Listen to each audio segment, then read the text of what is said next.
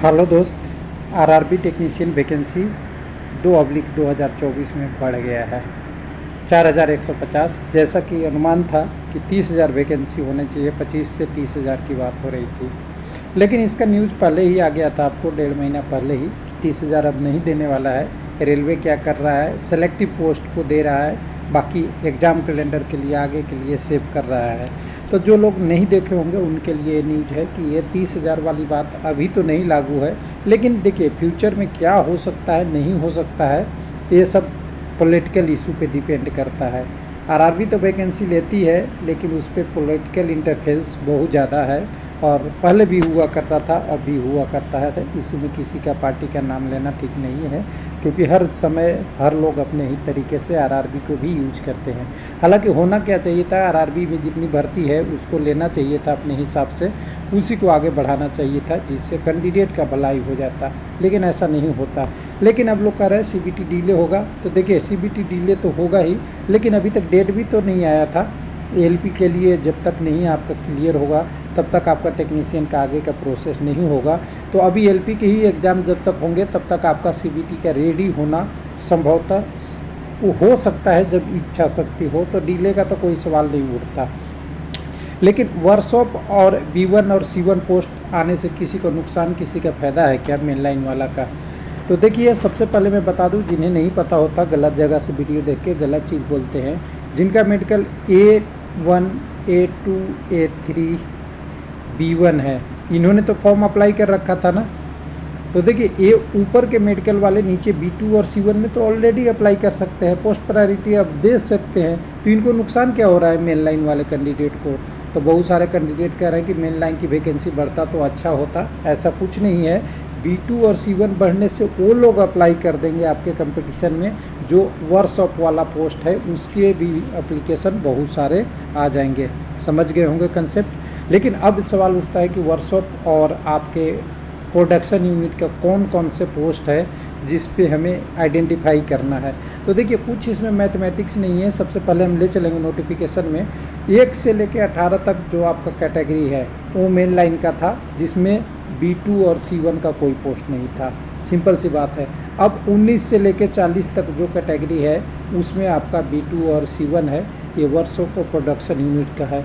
Notice जो निकाला गया है कोरिजेंडम के रूप में वो साफ साफ लिखा हुआ है, बिल्कुल कोई सस्पेंस वाला छोड़ा ही नहीं है। हालांकि पढ़ने में लोगों को जल्दबाजी में पहले तो फेक करने में ही लग गए बहुत लोगों को, अब समझने में थोड़ा टाइम लगेगा।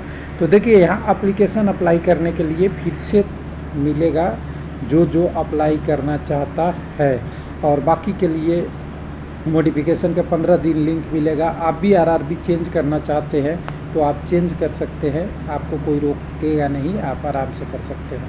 अब सबसे पहले देखिए, पहला आपका एनेक्सर A1 जो है, ये आपका वो पोस्टों का है जो टेक्नीशियन के लिए वर्कशॉप और प्रोडक्शन यूनिट का है। ध्यान दीजिएगा, जिसमें बहुत सारे कैंडिडेट PWD से एप्लीकेबल होंगे, और मेडिकल इनका स्टैंडर्ड C1 और नीचे B2 भी मिलेगा कोई।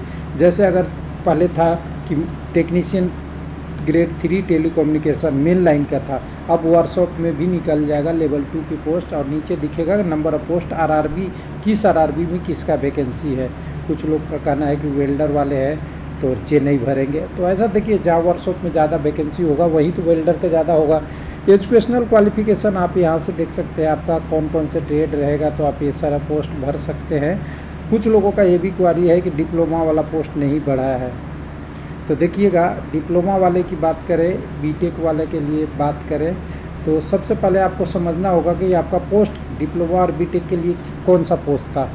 सिग्नल मेंटेनर 2 या 1, और सिग्नल मेंटेनर 1 पोस्ट कहाँ पे होती है?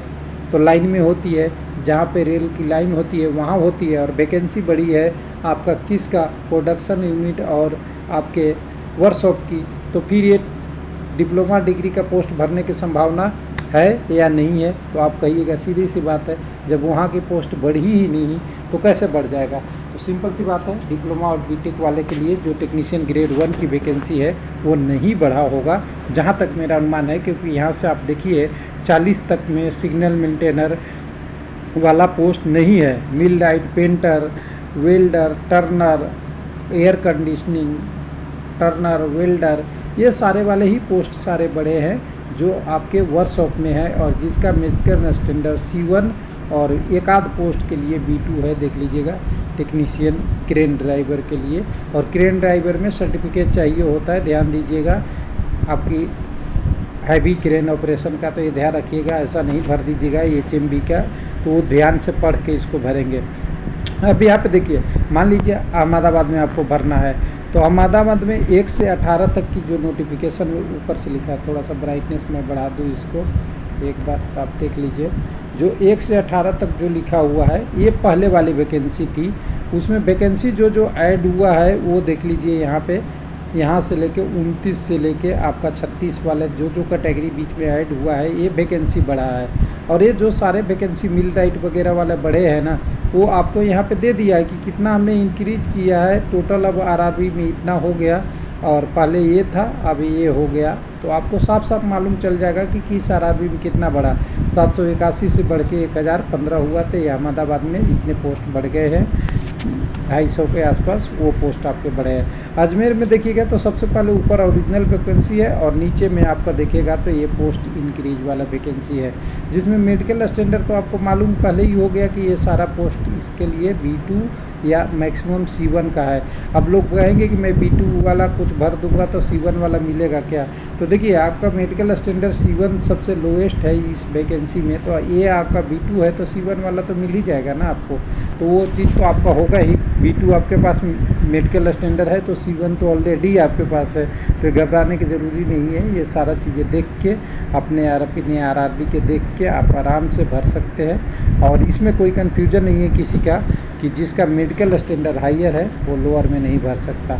इसलिए आप वर्कशॉप में जा सकते हैं, आराम से जा सकते हैं, प्रोडक्शन यूनिट में आराम से जा सकते हैं।